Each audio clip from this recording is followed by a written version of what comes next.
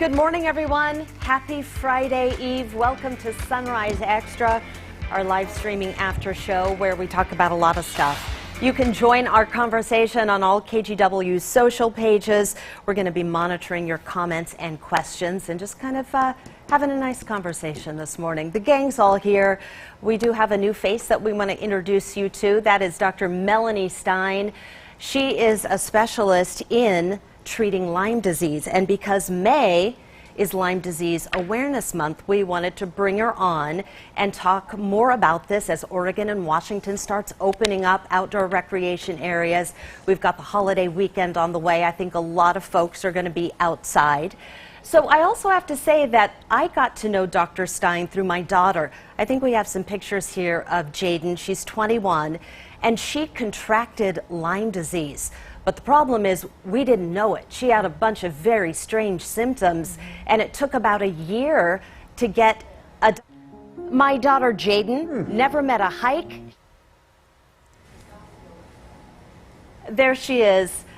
Those are some of the pictures. I also did a story, which is what you heard, part of the audio track during our Sunrise News. But again, it was Dr. Stein who finally diagnosed her, because we saw every specialist under the sun and nobody knew what was wrong. They said everything looked good. You know, every time we went in with a complaint or a symptom, it was like, no, everything looks great. It was Dr. Stein who finally figured it out. So, Dr. Stein, we appreciate you being here. First of all, can you give us what you know about the incidence of Lyme disease, not only across the country, but especially for us here in the Northwest? It was really thought to be a disease of the East Coast and the Midwest. In the last 10 years, though, the ticks have really been migrating here to the West Coast. We actually have a different type of tick here that can transmit Lyme disease called the Ixodes pacificus. And it's more prevalent on the beaches, here in Bend, and really in the gorge is where it's the most prevalent. You mentioned Dog Mountain, right? Like, that's a popular wildflower hike for a lot of people. Yeah, you know, I think the wildflower hikes in general is the perfect climate for the ticks to live. And there's a lot of tall grasses, brushy areas on those hikes. Last year I had a lot of friends calling me after they came down off Dog Mountain with ticks, especially on their dogs, but also on themselves. A couple of years ago, I was actually hiking Dog Mountain, and I noticed that there was a sign there. I'm not sure if it's still there, but there was actually a sign there that said, "Beware of ticks," and that was one of the first times I saw that here in the Northwest. You know, how common is it, doctor? Because Brenda just talked about her daughter's case and going misdiagnosed for as long as it did. Is it really one of the most misdiagnosed diseases out there? I mean, do you see this commonly where people just don't know what the heck's wrong, and finally, after a long while, it is diagnosed as Lyme disease? You know, the unfortunate truth is that my whole practice is pretty much all Lyme disease. I have a very busy practice. I'm booked out several weeks. You cannot, I get people in, but, and it's pretty much all Lyme disease. And as I was saying, the unfortunate truth is that this is their story. They come into me and they have symptoms body-wide, whether it's just chronic fatigue, fibromyalgia, to more serious seizures, MS, bowel incontinence, things like that. And we're able to diagnose them. Now, not everyone that comes in has Lyme, but I think it's something that we really need to start looking at when you've been worked up by the medical system, and much like Jaden, you don't have a diagnosis and the doctors kind of just say you have to live with it, and I don't believe that. I know, I mean, just in, talking with Brenda for so many months, what did you say, Jaden was like undiagnosed for a year or a year and a half? Yeah, exactly. That's crazy. But I mean, and I don't know how much, she wants you to get into her symptoms, but it was like, serious aches and pains, where I just remember you, kind of taking her to the doctor, and she just had kind of different mysterious stuff that you couldn't pinpoint it to, and nobody really, you just don't hear about it that much.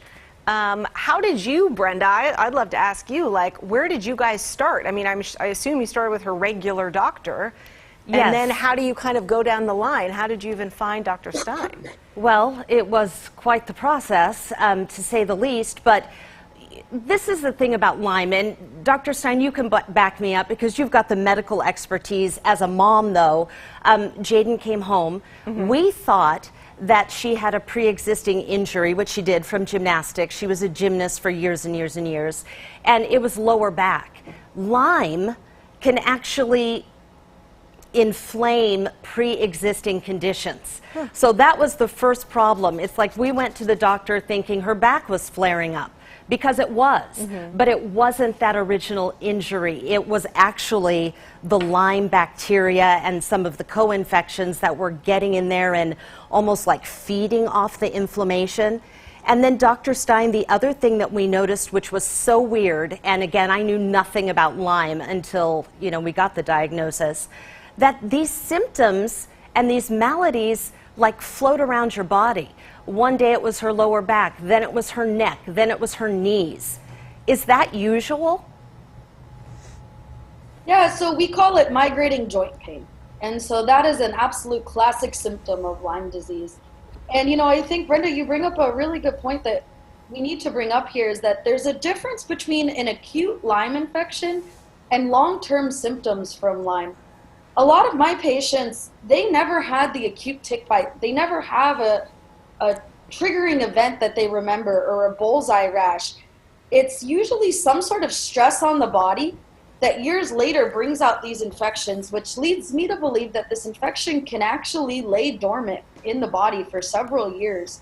And so I think, much like Jaden's case, there was an injury, and Lyme loves connective tissue. It actually feeds on connective tissue, and same with another one of the co-infections.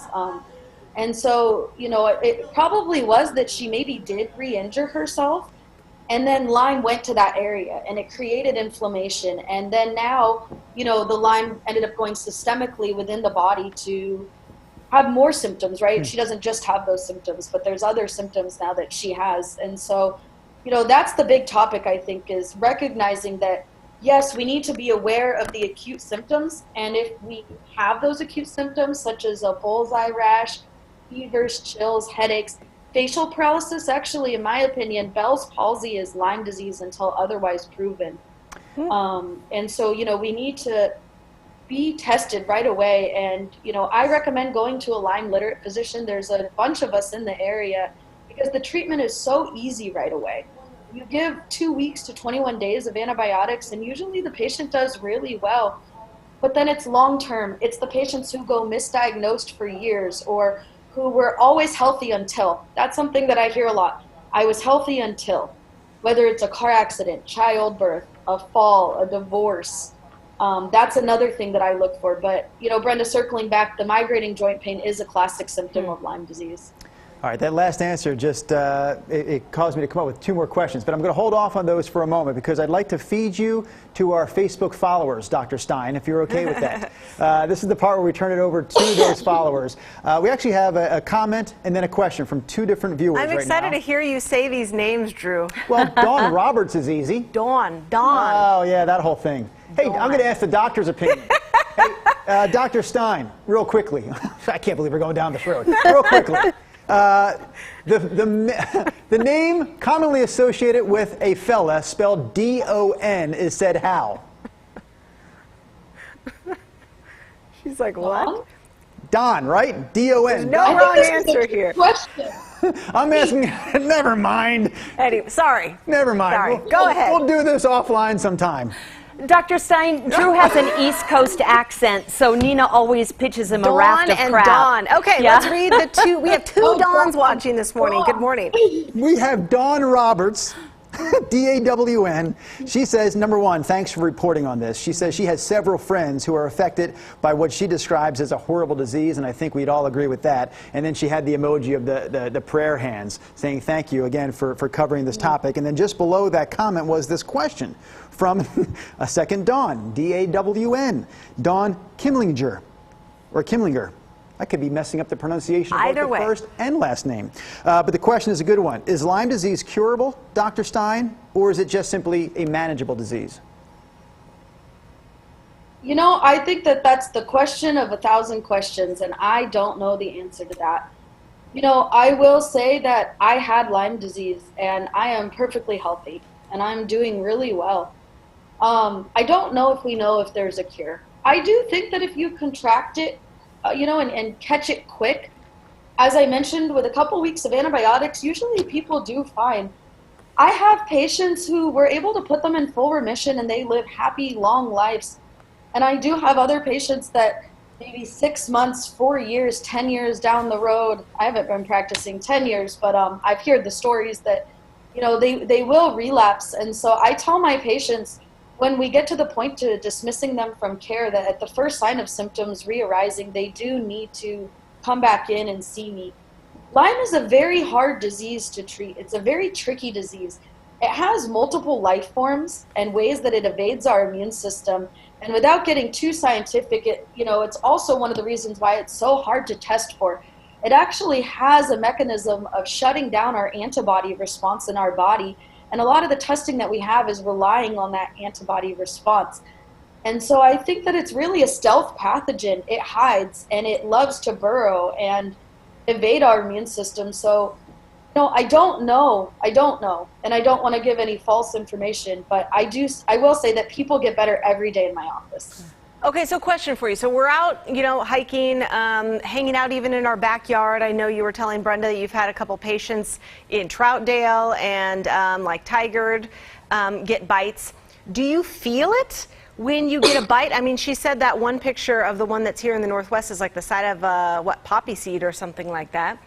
A poppy seed, yeah. Yeah, do you feel that bite, and then does it always like hang on to you? So when you go home and you shower, like, will you see it, or can it bite you and then it falls off? And that's, how a lot of people don't know that they have it, because you would think if something is on you, like, you would see it or feel it. Right. I think both. Both is really the answer. So the nymph tick, which is the most commonly known tick to transmit Lyme disease, it is the size of a poppy seed. And could you imagine, you probably would never know that that is on you. That's a great picture there. You would probably never know that that's on you. Mm-hmm. Then, here, this is a bigger picture of an adult tick. And so this one's going to bury into the skin. The bite is not painful. The saliva has a numbing agent in it, so you actually would never know it's there. And I've had patients that have had ticks that they maybe have been on them for several days by how hard it is to get them out. And then also you can tell how long it's been on you by how engorged the tick is, because the tick will actually fill up with blood as it's engorging. So it drinks your blood. That's what it does when it bites you? Yep. Ugh. Yep, so it feeds on us. That's why it bites us, is it's actually feeding on us. Okay. And so, it's pretty gnarly. So, but, so that it bites us and it feeds on us. And so a lot of people don't know it's on you, which is why I recommend that you do a tick check. Obviously when you're in your backyard, people are not going to tick check, but a day in the woods, hiking at the beach, we have a lot of forest at the beach. We have tall grasses that we have to walk through often to get to the sand. So do a tick check. Look in the crevices, in the armpits, under the knee folds, in the hairline. It loves the scalp line and the hair. And do a tick check and try to find it. I had a little girl last year, the little girl from Troutdale, who actually had multiple bullseye rashes. I think. How big are they? Like an inch across, or how? When you talk bulls, because someone on Facebook is wondering what do you mean when you say it looks like a bullseye? And I think we have a picture of it, but like how big? Yeah, if we have a picture, that would be great to show. It literally looks like a bullseye, where there's a dark red center and a ring around. So this young woman, she was, I believe, 3 years old. She was very young. Her bullseye rashes were about this big, but they can be this big. Wow, too. really? When I had a bullseye rash, it was about that big. And it was on my knee. I am closest to our... But, the ticks, they can feed in multiple places. So you don't always just have one, and you don't always have one either. I'm closest to our production booth, and they are scrambling right now to get that picture thrown up on the screen so we can see what it is we're talking about with the bullseye. But go ahead, Brenda. No, I was just going to say, if you're out and about in the wilderness on a hike and there's the bullseye rash, it is gnarly. And you do a check and you do find a tick. Dr. Stein, aren't there some old wives' tales that really don't work to get rid of it, and some things that are very effective? Can you kind of run down the difference? Yeah, so if you look up on the internet, you're going to see things like dousing it in alcohol. And another one you'll see is you light a match at the butt of the tick. So when the tick embeds you, let me back up. When the tick is embedded in the skin, it burrows in. So it burrows face down into the skin. And so it's the butt that's actually sticking up. And so what happens is there's wise tales that if you take a match to the end of the butt, it's going to cause it to back up. It's actually not true. Imagine what you would do if someone was sticking a flame on your buttocks. You're going to run forward, right? That's what Lyme would, or not Lyme, the tick would do too, is it's going to bury in deeper. So the best way to remove a tick is actually with tweezers. And so you want to take the tweezers and you want to grab it as close to the head as possible. There's some amazing YouTube videos of how to remove it, but grab it as close to the head as possible, and you don't just want to clamp down on the tweezers, because what you'll actually end up doing is ripping the body off. You really want to make sure you remove the head, so just very delicately start to rock back and forth and pull up. If you don't feel comfortable, I actually at Restorative Health Clinic have a same-day policy or 48-hour policy where if you have a tick bite, I'll get you in within 48 hours. It's probably going to be after or before hours, but I'll get you in. I can remove the tick, but I will probably recommend starting you on treatment as well. The viewer who was asking for a picture of that bullseye, her name is Dovin Amanda Brown. Good morning. She said immediately as soon as we put it up there, she said thank you for that. We have another viewer watching right now, Doctor. Her name is Joyce, and she talks about the fact that she knows Lyme disease all too well herself because she went 23 years undiagnosed. Wow. 23 years. Never saw a bite, she says. She says now she has over 1,000 friends and family on Facebook who are dealing with this with her. So obviously the need for doctors like yourself are out there. I'm just curious, you hinted at this earlier. You are what I would describe as a young doctor. And so when was it that you decided, you know, this is going to be my specialty? Because you said that's all you see at this point are patients with Lyme disease. Yeah. You know, I like to say I was forced into it. I was diagnosed with Lyme disease. It's been almost, I'm going to get this wrong, it's either 4 or 5 years now. I was in medical school at the time. I woke up paralyzed one day. You know, I was lucky enough that I did have a bullseye rash, and I really want to emphasize as we're talking about the bullseye rash, most people never have it. Oh. But I was lucky enough that I did have it, and so, you know, I went through a long haul treatment, 3 years, 2 years in a wheelchair, a year in a walker. Then I used a cane for about a year and a half. I've been totally cane-free for a year and a half also right now. But, you know, it was a long haul, and the fight that I went through to be diagnosed, I think is why I'm a doctor now, or not a doctor now, but a specialist in Lyme disease. You know, my story is devastating, and I don't want anyone to go through what I went through. I was in the hospital, and the neurologists were telling me that I was faking it. They were telling me that, you know, they were faking me out. I remember one time where they were doing my reflexes, and he would go to do the reflex and stop and see if I was going to kick my leg out fast and fake it. I had full body tremors, and I remember just crying in there saying, can you please just give me something to stop the tremors? This is so painful. And they just ignored me. Are there people that believe that Lyme disease is fake and not a real thing? It's devastating. You know, I think there's so much misinformation out there. We learn in school, in medical school, I learned that you get a tick bite, you get a bullseye rash, you treat it with 2 weeks of doxycycline and they're good, and there's nothing else. And here in Oregon, I was actually told that my positive Lyme test was a false positive because Lyme doesn't exist here. And so that's a big message that, you know, why I asked Brenda to, you know, come on here too, is I want to get it out here that it is here. And, you know, these doctors, I think they're not informed. You know, we learn one thing in medical school and we see the other reality, and that's truly why I'm here doing this. Yeah, I'm here doing this because I see patients. Yes, and that's why I wanted to share our family story as well, because we had a lot of amazing doctors, but they just didn't know, and nobody said, and we kept searching and searching and searching and searching, and finally found some answers. But, you know, I've often wanted to go back and say, hey, this is what it really was. So if you have another patient who may have some of those same symptoms, at least put that on your radar. Dr. Stein, we could do another half hour with you, but unfortunately we've run out of time. But we appreciate your expertise. Thank you for sharing. I know you're helping people. You certainly have helped my family, so we appreciate you. Thank you, Brenda. It was a pleasure being here today. Thank you. That will do it for us here on Sunrise Extra. Guys, have a great morning.